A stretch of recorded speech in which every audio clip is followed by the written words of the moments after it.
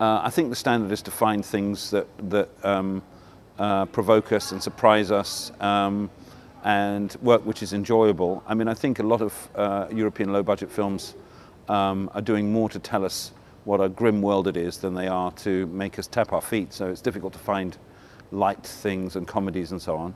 But I think it's been, like last year, a good year. I think we're looking for things which other people have overlooked in the year, and generally we find really strong work which is going to last for a long time.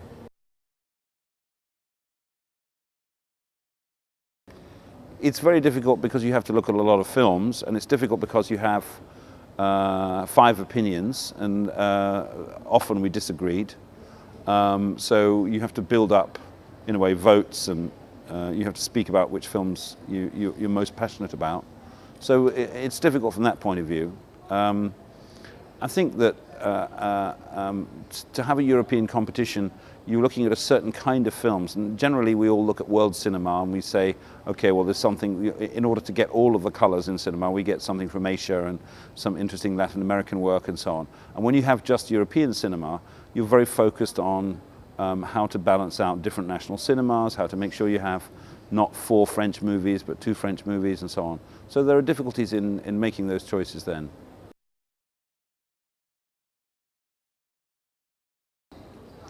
Well, I mean, there are a lot of film festivals, and Estoril is a new film festival. But I think that Estoril has a very specific role, potentially, because Portugal is a small film culture in Europe, relatively speaking, but one which is full of people who are very passionate about film, and it has a great history of innovation.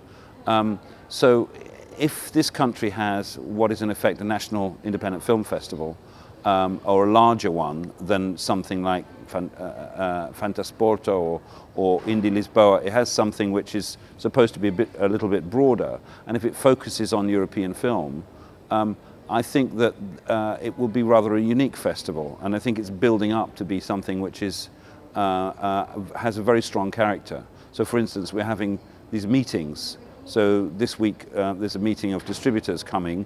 We've had a 3-day meeting of film schools, which has been very stimulating and interesting. And we had a meeting of critics with some of the most legendary European critics. So in a way, as a place for professionals to exchange views and deal with each other, I think Estoril could turn out to be something very important.